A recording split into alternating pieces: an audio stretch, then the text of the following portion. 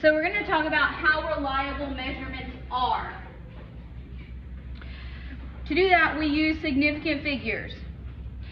They are actually the digits in a number that carry meaning. These are the ones we care about, the ones that actually mean something.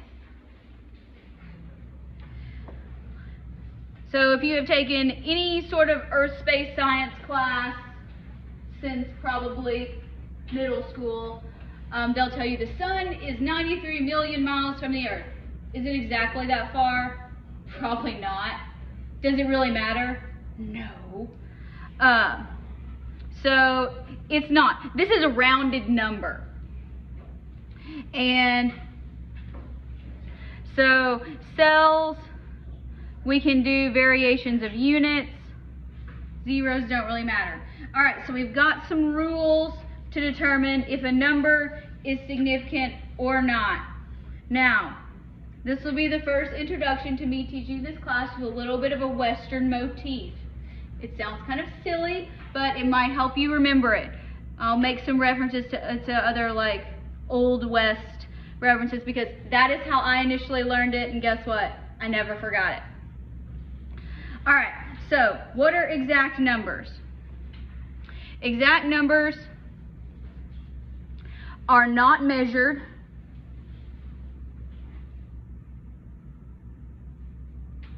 and therefore they have no uncertainty. So when we're doing significant figures, conversions on our sheet that we wrote, you know, in inches 2.54 centimeters, those don't count towards significant figures. So you just ignore them. They're considered exact quantities, so don't worry about those. You know, things like there are 2 blue pens. Can I have half a pen? No, not reliably anyway. So there's 2 blue pens, 6 apples, things like that. Exact quantities, no uncertainty. Now, particularly when we were in the laboratory or when we were using any sort of equipment, like a tape measure or something. So these are for numbers that you measure. So if you're weighing something, if you're measuring the length of something, if you're measuring how bright something is, things like that, you're going to use some sort of instrument. This matters. If it's something that I give you, it doesn't matter. The first part's really easy. If it's a number 1 through 9, always significant, no exceptions. Very few things I will tell you that there are no exceptions to. This is one of them. Zeros are where it gets complicated. Are zeros significant? Maybe. It depends where they are. All right, so the first ones, these are called leading zeros.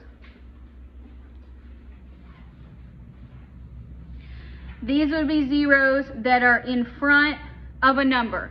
So this number here is a digit 1 through 9. It is significant. So it counts.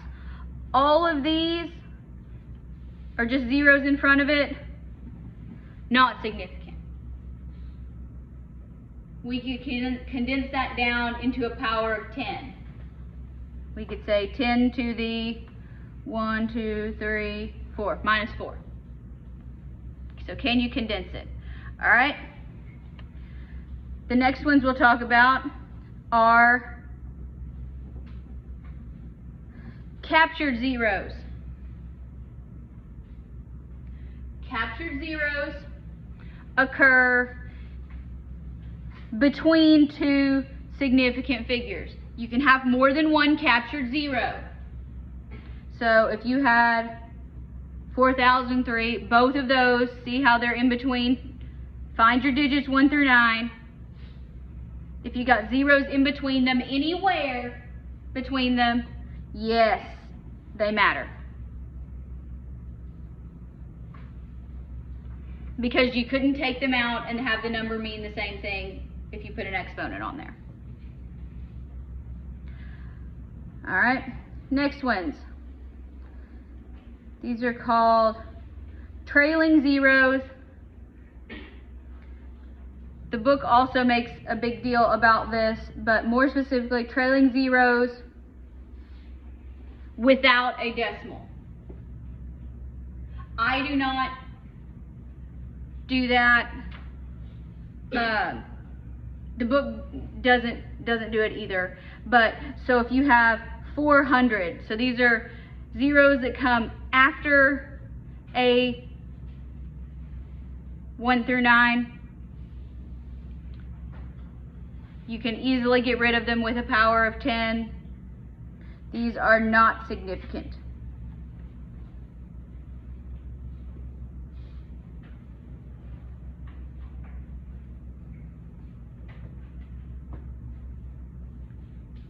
This last kind, these are the ones that tend to trip people up pretty badly. These, I call them precision zeros. Precision zeros, yes, definitely significant.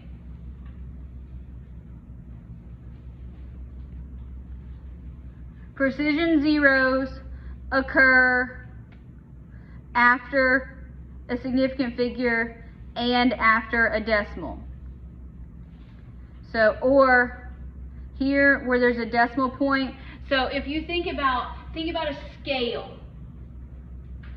If I were to tell you that I bought, well, that my son weighs 53 pounds. Does my son weigh exactly 53 pounds? Probably not. Or if I said, oh, he's about 50 pounds. But if I put him on the scale, and the scale at the doctor's office says he weighs 50.0 pounds, that actually is 50, not about 50. So if I said about 50, that would be a trailing zero. So this is important in labs. So like when you're measuring something and you look on the balance, if it tells you 10.0000, you write down all of those decimals even if they're zeros. Because that tells you exactly how precise your measurement is. So if you're using a ruler that has centimeter markings, you use those. If you're using a ruler that has millimeter markings, you use those. So you want to be as precise as your instrument allows. This situation here you will not see from me and you will not see in the book. I'm going to tell you that it exists just in case you encounter it later.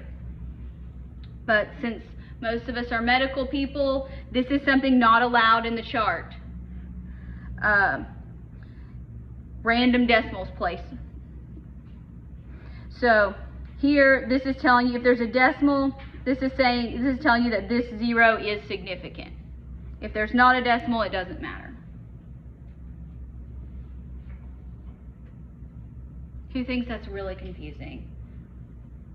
Nobody's going to admit it. Well, if you do, you're not alone. We're going to practice. Hopefully it will get better. If you understood absolutely all of that the first time through it, most impressive. So let's take a guess here. Just try.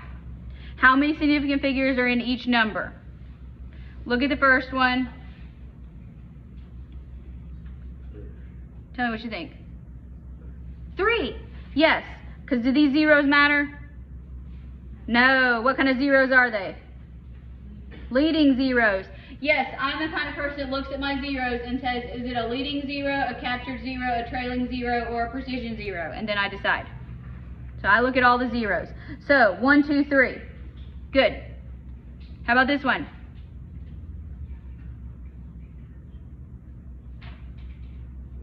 Also 3. That's a comma, not a decimal.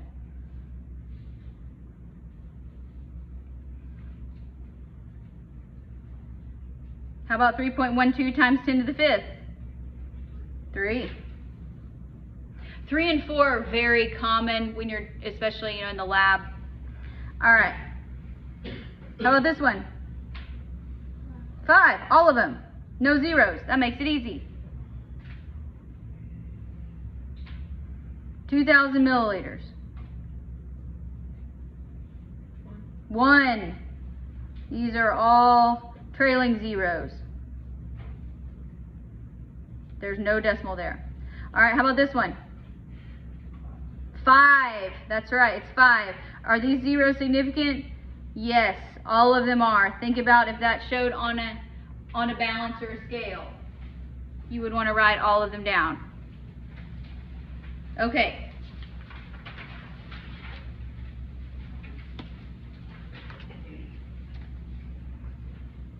Now, we use significant figures when we do scientific notation.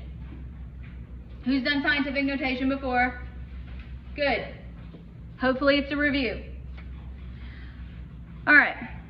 Scientific notation represents a convenient way to write really large and really small numbers. Now when we practice,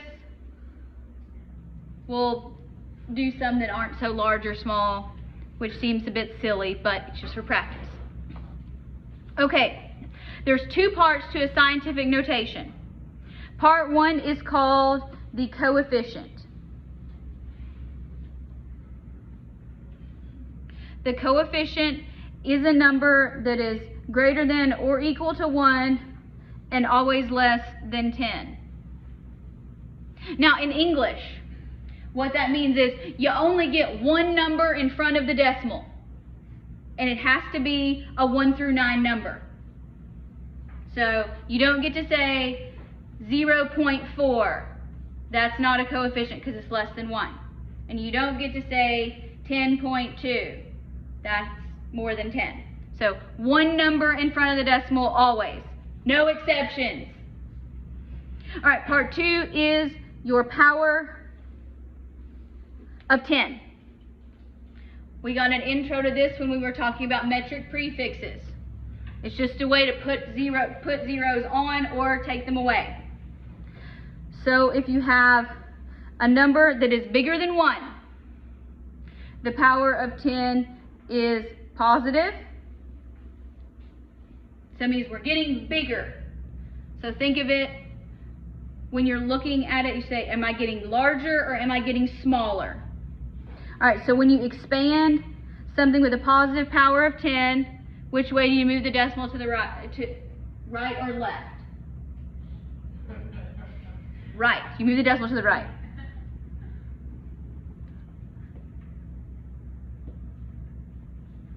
It's different than in A&P where right and left on the patient are different than yours. These are our right and left. All right, so you move it to the right, and then you add your zeros.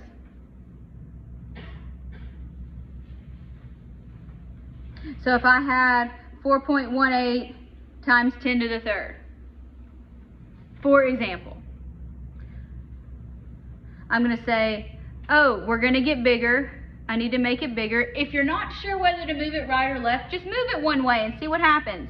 If I move it this way, oh, then it's 41.8. I'm getting bigger. Right direction.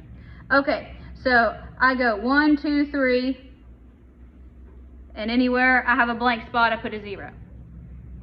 So 4180.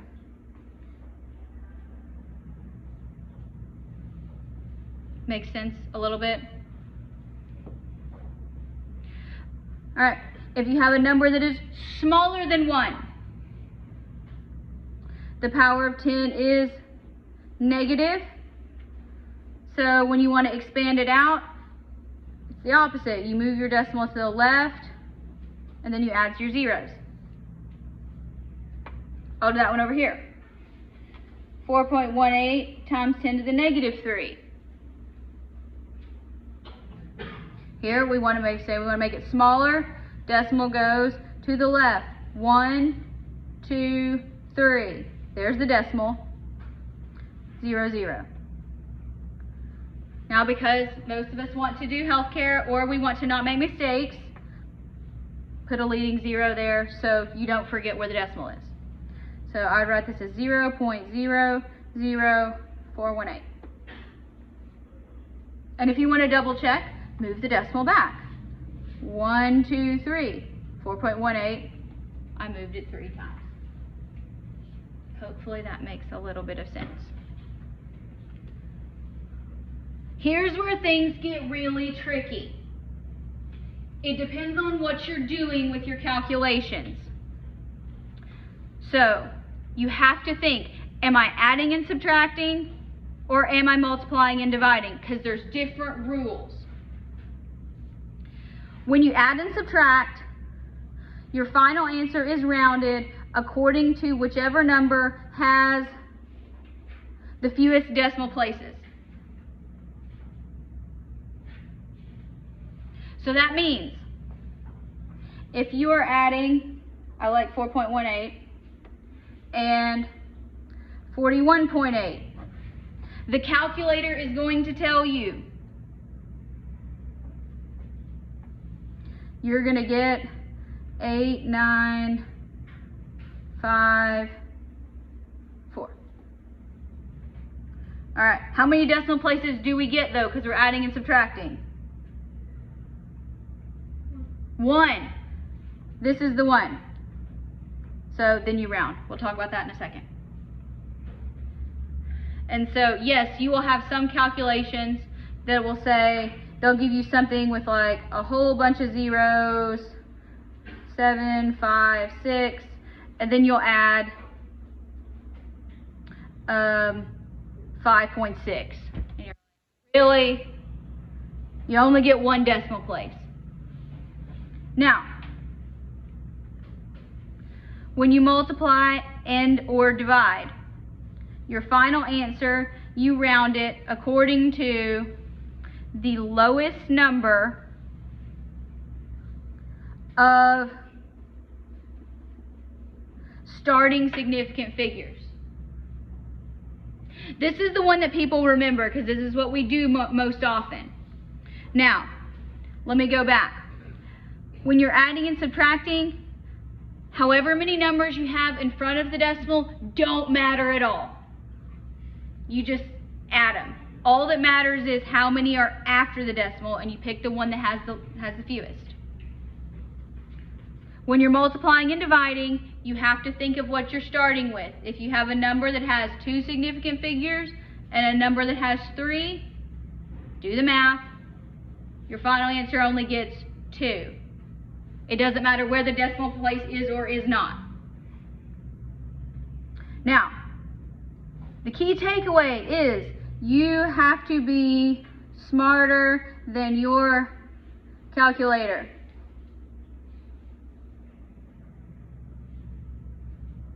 Because the calculator is not going to do your significant figures for you. It will do your math. But you have to figure out where to stop and where to round. So, when you figure out where you're supposed to round, how many decimal places you do or don't get, or if you even get any decimal places at all. If your drop digit, you look at the one directly after. So if you get 2 significant figures, you look at the one right after, you look at the third one, and you say, oh, it's 4 or less, round down. It becomes a 0.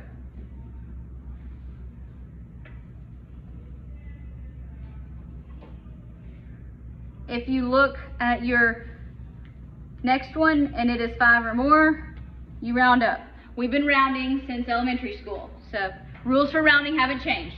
You just have to pick where you're supposed to round and round appropriately. Okay, so let's try this because we are doers. Now, all right, let's think about this. What operation are we doing? Division. We're dividing. So, which rule do we use? The final answer is rounded according to the lowest number of starting significant figures. Okay, so start writing this down. Make a note to yourself, or you can do it in your head. But how many significant figures are in this one? 3. How many are in this one? 4. So how many does our final answer get? 3. All right, so 9.15 times 4.970. Whoop, didn't work. I'm not the best button pusher, so if you can relate to me, great. All right, we got a whole bunch of decimals. Do not write this number. Okay, so we get 3 significant figures. Isn't it supposed to be division instead of multiplication? It is supposed to be division, you're right. Told you, bad button pusher. Okay. We still get even more decimals. Alright, don't write this whole number. That's even worse. Okay, how many significant figures do we get? 3. Start from the left. 1, 2, 3. Okay, so now this last digit here, it can be a 4 or it can be a 5. We have to round according to what's next to it. The one right after it is a 1. So do we round up or down? Down, so it stays a 4. It is not a 5. So we say 1.84.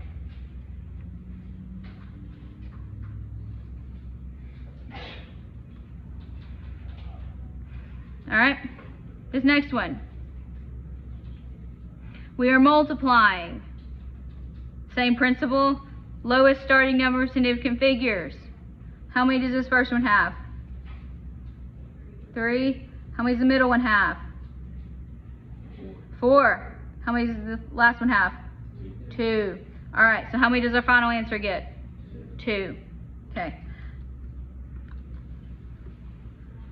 0.03060.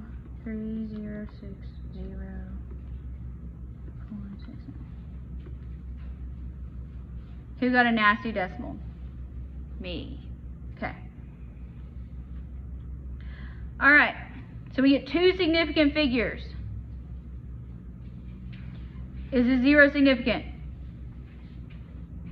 No. Is this 0 significant? No. Alright, so our first significant figure is a 3, which means our second one is a 2. So this can be a 2 or a 3. We got to figure out how to round. The one right next to it is a 5, so do we get to round up or down? We round up. So 0.0, because these are not significant, 3, 3.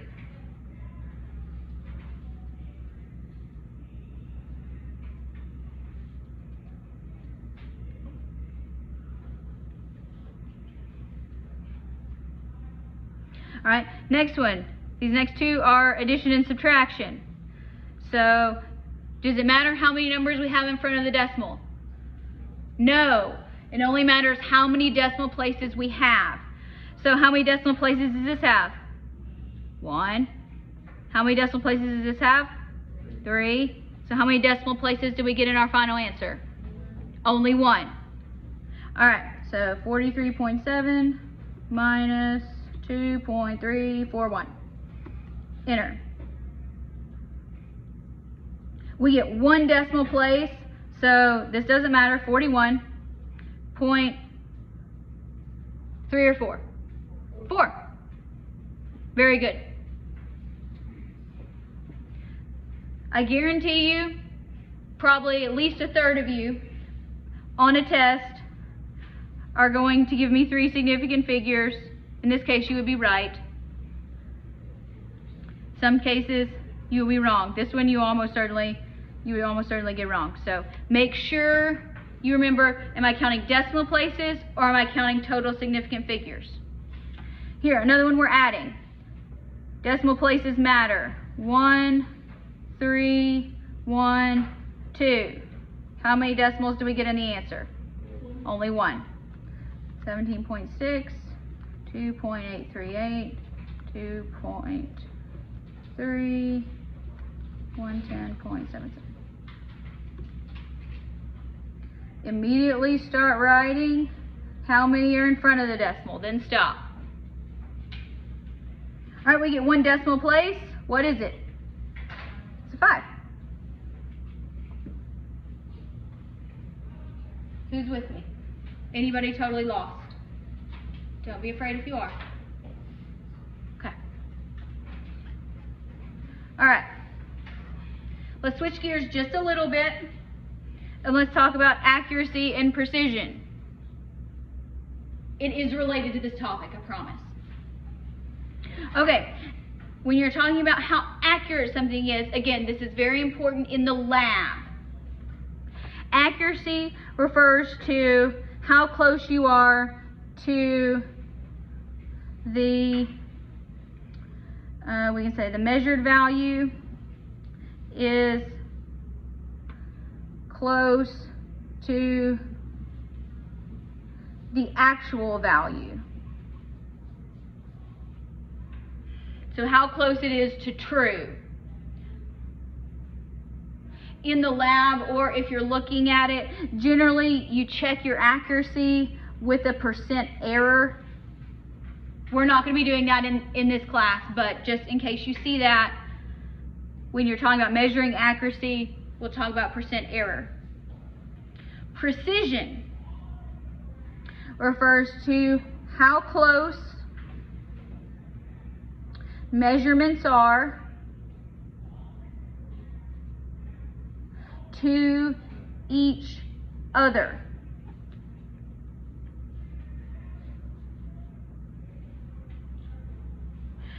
Precision is something that's investigated statistically. You probably won't be doing this in lab, but you measure your precision with something called standard deviation. If you have to take statistics, they'll talk about it there. That's not on the test. That's just extra information for you. Turn the page. All right. Things can be one or both accurate and or precise. So here's some targets. If you are accurate, where would you be on the target? At the bullseye. Yes. Okay. So if you're precise, everything's close together. So if it's accurate and precise, you're going to have a whole bunch of shots right together and right on target. Now, you can be accurate but not precise. So here, if you take an average of this shot, this shot, this shot, and this shot, guess what? They're all going to average right on target. But are they close to each other? Not at all.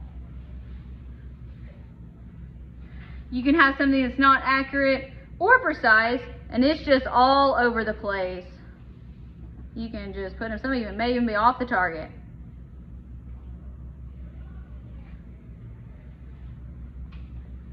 You can also be precise but not accurate. Here we can say precise, not accurate, but I could only find a diagram of 3 bullseyes. So if you had that, it would look like this. They're not going to be anywhere close to the bullseye, but they're all going to be centered right there. If you are someone who enjoys target shooting, whether archery or rifle or pistol or whatever, here you have an error with your sights. Because you're an excellent shot, there's an issue with your marksmanship. So that is an error in, this would be indicating an error in the instrument and what you're using. This is where you want to be. This is usually not where we are, especially in lab. Okay, so let's take a guess here. Let's see what happens. This is in the lab. They're going to, you're going to have to kind of do a little bit of mental math to find an average. Or you can do an average real quick on your calculator. All right, so if this one, how is this student?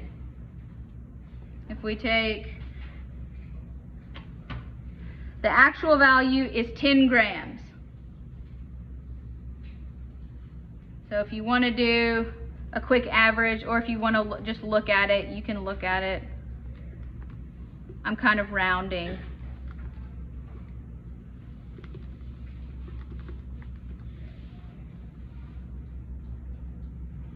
$10.125. Is that pretty close to 10? Yeah. So are they accurate? I would think so. I would say these are accurate. Are they precise? No. because they're not close to each other. They're kind of all over the place. But when you average them out, they come pretty close. How about this one? Are any of the are they close to 10? Not really. Are they all close together? Yes. So here we'll say this one is precise, not accurate. You're welcome to disagree. This person here, if the actual is 10.00, they nailed it. They're sitting right on top of 10 just about every time. So they would be precise and accurate, because they're close to 10 and they're all real close to each other. There's not a lot of variation. So if you're talking about precision, you can look for variation. This is nice if you're a visual person to look at it graphically.